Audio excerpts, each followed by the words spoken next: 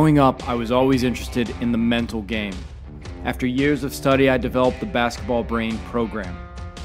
My life is devoted to helping others achieve their greatness. I hope you'll like, subscribe, and if you take a chance with the BasketballBrain program, I promise you your game's going to reach levels that you never thought possible. What's up, BasketballBrain fans and members? We're going to see Dennis Rodman grab 34 rebounds in this game. Going to be a lot of misses, so you can watch. What I would notice here when you're watching Rodman is a guy who obviously knows his role and who has an engine, who has a motor. You know, when he used to play for the Bulls, he would come out of the game and the guy had so much energy. They had to put a bike on the sidelines, like a little stationary bike that he would ride. Now, he had some tendonitis or something, he wanted to stay loose, but he had tons of energy. He also used to, after the games, work out. So he'd work out a little bit before the game, and then he'd work out after the game.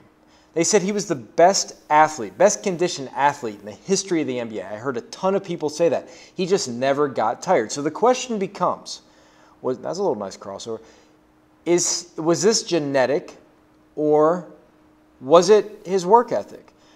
I think when you find something like this, if you're a rare person, somebody who wants to be different, even if it is genetic, you're not going to believe that.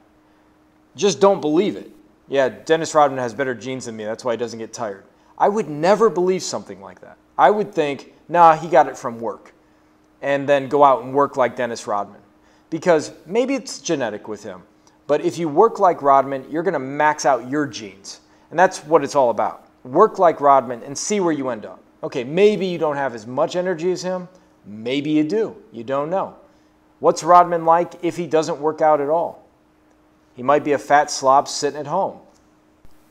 Or did he just get a mindset? You know, he kind of has an addictive personality. That was fancy. He kind of has an addictive personality, struggles with alcohol and so forth. So working out, I think, was his addiction. So in my mind, I'd think, maybe I can get addicted to what it is I love. You guys love basketball. Maybe I can get addicted like that. Not to the point where it's unhealthy. I mean, Rodman didn't run himself into the ground. So make sure you don't run yourself into the ground. There was a story. I was listening to a Joe Rogan podcast, and a lead singer from some band, maybe Smashing Pumpkins, I can't remember, was Rodman always getting into it. That's not abnormal at all. But he was talking about how he used to party with Rodman in between playoff games. So Rodman would have a game, leave, go to Las Vegas, play in LA, go to Las Vegas, party all night, not sleep, they'd find him in the hotel in the morning working out, and then go play on no sleep. Now you can say that's genetic. Maybe it is, but maybe it's a mindset. I've heard similar stories about Jordan. You've probably all seen it in the 1992 Olympics in Barcelona. Jordan never slept until like the fourth day, had more energy than anybody. Make a decision in your life not to get tired, to have energy, to be one of those people who always feels good, who wakes up early and open your eyes and act alert. And then late at night, act alert. Make sure you get your sleep, but when you're awake, be a guy who has tireless energy. The other thing we notice about Rodman is just his anticipatory skills and his hard-nosed play and his knowing his role. Everybody wants to score. Everybody wants to be a scorer. Everybody wants to get the headlines like that. Very few guys want to be Rodman. And you know what's sad? If more guys wanted to be like Rodman, playing defense, grabbing rebounds, keeping the ball alive, getting his teammates involved, a lot more guys would have college scholarships. It would happen a lot more frequently. Rodman's quite the character.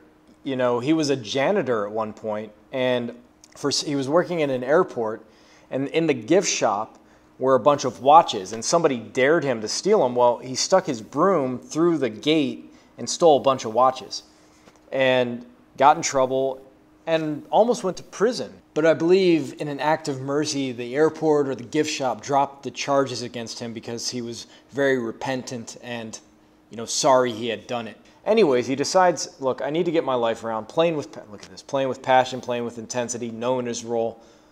You'd love to play with a guy like Rodman, wouldn't you? Wouldn't want to play against him. He'd drive you nuts. You'd want to body slam him. But anyways, he decided to get his life together, went to a small college, got in great shape, averaged like 20 points and a ton of rebounds, of course, and then made it to the NBA. And when he's in an interview, he says, you know, I wasn't supposed to be here. I was supposed to work at a gas station. I was supposed to be a janitor.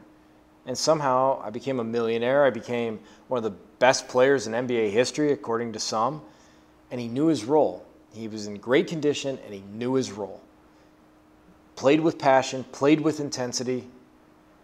Here's another thing I would say. We should all switch to Rodman, a Rodman mentality when things aren't going well. It's not on offense. If we're not scoring, our shots aren't falling, we need to think, okay, Rodman time.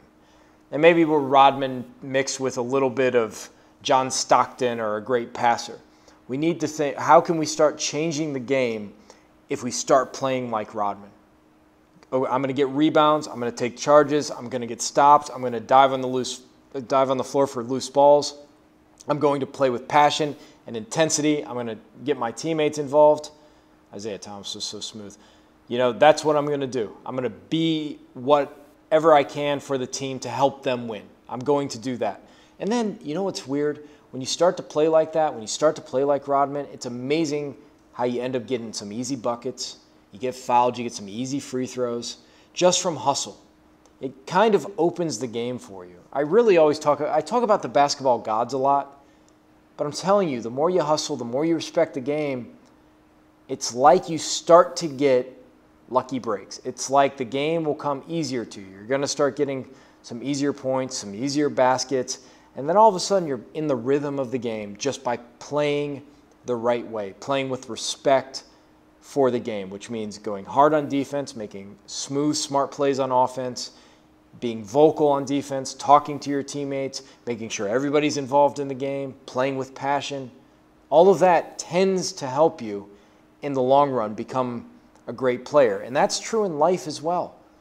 You don't want to go into an office and be flat. I did that for a long time in my life. You know, just go in, it was all about work.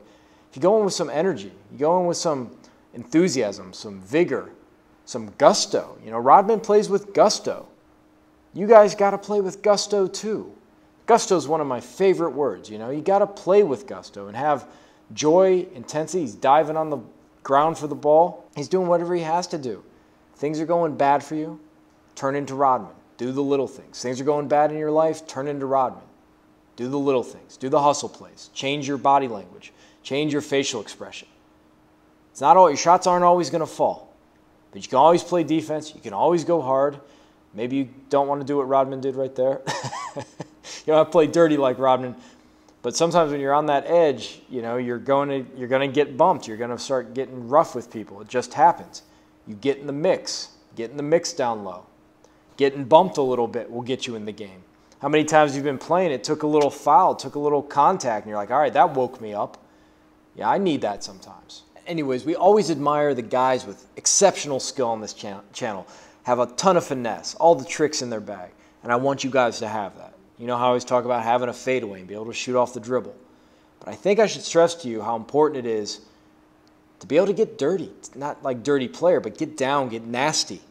To be a dog, have that dog in you, to go after somebody. Again, not dirty, but to really compete. Shots not falling, to not sit back and suck your thumb like you're a baby, whine and moan, oh, my shot's not falling, but to say, you know what, my shot's not falling, screw my points per game, I'm just going to hustle. I'm going to go all out on defense. I'm going to go after the rebounds. I'm going after every loose ball. This team is not going to out-hustle us. And then when you do that, again, it tends to break in your favor. Rodman is a selfless person in a lot of ways. He knew his position. He knew his role. He got in great shape, and it probably made him a multimillionaire, saved him from, I know he doesn't have the best life, but probably saved him from a much worse life. So learn your role. It might take you places you can't possibly imagine. Get in shape. Coaches always need somebody in shape. Very last point, when you're in shape, you can actually, if you're in great shape and your shot's not falling, you know you have the reserves to go out and hustle like Rodman.